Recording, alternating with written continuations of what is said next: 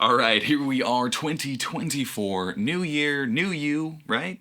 Right? At least that's what we all would like to think. We know that January is the month where everybody dedicates themselves to some new passion, new pursuit, I'm gonna do this year, something they want to accomplish or achieve. But we also know that generally by the end of January, most people have given up in a matter of weeks, if not days, on those new goals. So what is it really that keeps us trapped? Why do we start off the year with these lofty ambitions, these things we say, oh, I'm gonna do all these things, and then we just don't. We find ourselves stuck in these same patterns over and over and over. In this video, we're going to talk about why the solution to some of these problems might not be to try harder. There is a fundamental concept that I think is very often lost in the discussion about how to actually change your life. And that is, before you can let anything in, you need to start by letting go of what you're currently holding on to. When new things are introduced to us, we can't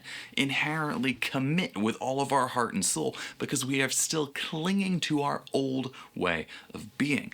And this is the process which I believe fundamentally prevents so many people from accomplishing change in the new year. Why do people start and they want to go to the gym and then they just don't do it after a few weeks? Very often, especially in January, we are motivated by the feeling to need to be somewhere better or to achieve something better. It's the new year, it's the month of goal setting. All of this achievement pulls us out of where we are and puts us psychologically into a sense of lack. All of a sudden, it's focused on what we need in the future that we think will make our present better. If I believe that I'm fundamentally not good enough, then when I look at the world, what I see are a bunch of compensation mechanisms that I need to enact in order to raise my sense of self-worth. I need these things because I don't feel okay where I am right now. The human mind is a problem-solving machine, does a lot of things, and it says, oh, you know what? You need to be better looking. You need to make more money. You need to have a better job. Generally, year in, year out, we go around chasing those things, and then at the start of every next year, we look back and say, well, that didn't really change very much, did it? I want you to imagine that sense of lack as a rock tied to a balloon. This balloon is filled with helium and it's on Earth, so it wants to float up. But the rock, the weight tied to the bottom of the balloon, keeps it from floating up. I would argue everybody, their natural state is to be in that state of equilibrium, to be like that balloon, naturally wanting to float upward. January rolls around, we set all these goals and aspirations and all these things we want, and we say, you know what, if I had that, it would be great, or if I got this, if I achieved that, then I would have all the things I wanted, my life would be great. That is akin to me taking this balloon that is tied to a rock and pushing it into the air to lift it up. It's not really the most effective way of getting that balloon to go up into the sky, is it? The balloon naturally wants to go up into the sky. The balloon belongs, sort of, in the sky. We'll say this is neutral. I believe I'm down here. So all of the effort I put to try to get up here where I'm on the same level as other people, all of that effort, say, you know what, I'm going to go to the gym, I'm going to make more money, I'm going to learn all these things, and then I'll be up here, it'll be great.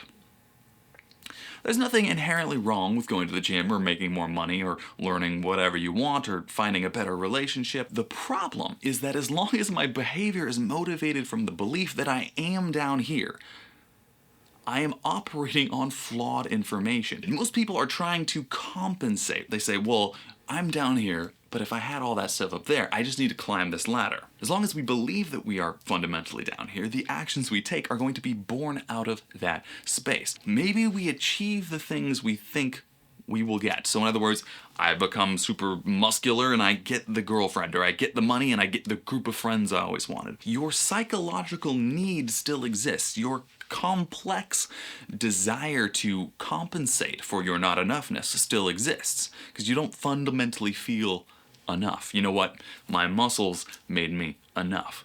Nobody's ever going to think that. That same psychological voice that says you're worthless, you're garbage, is going to very quickly talk you out of any attempt to attribute any permanent self-value. So, You become dependent because now these muscles, or this girlfriend, or this boyfriend, or this job, whatever it might be, becomes the thing you now need. You are now dependent on it. Your sense of lack has changed from a I don't have it so I'm bad to I'm only good so long as I do have it. Become extremely defensive, possessive in relationships, jealous, anxious, insecure over what's going to happen. It's because you've forcibly lifted this balloon all the way to the top. And now you're holding it there, and you're terrified. What if I can't hold it here any longer? The rock is still there. It's gonna plummet back all the way to the bottom, so you become insecure. Anybody comes close to you, I can't drop this balloon. I need, you freak the fuck out. So, what do we actually do?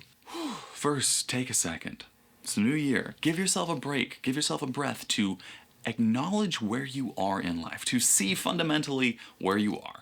Without judgment. We tend to have so much judgment, so much negative projection onto what should have happened in life or where we should be. And all of that shit gets in the way of you actually making positive steps. We all know what we should do in life pretty much all of the time, right? We all know how to be healthy. We all know 50 things in our day-to-day lives that could instantly be improved, and yet we don't do it. Why? That's so absurd when you think about it, but it has to do with our belief fundamentally that where we are is right because it is comfortable, it is normal, it's familiar.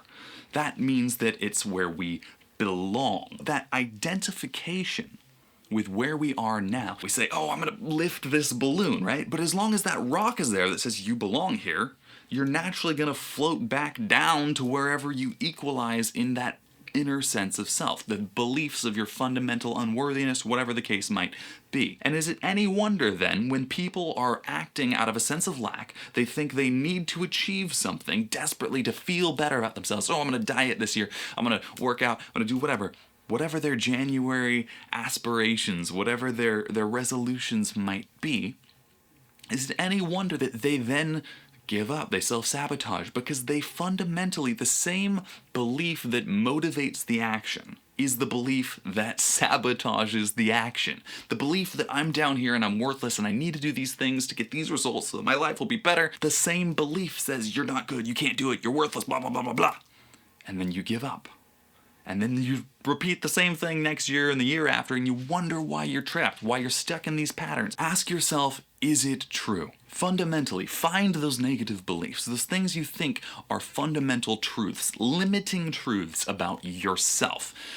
I'm unlovable, I'm unworthy, I'm always let people down, I'm not reliable, people are gonna leave me. There's a number of different manifestations of these kind of fundamental lacks, but find which one you think is the most true for you and ask yourself, is that real? Generally, you'll be surprised to find the answer.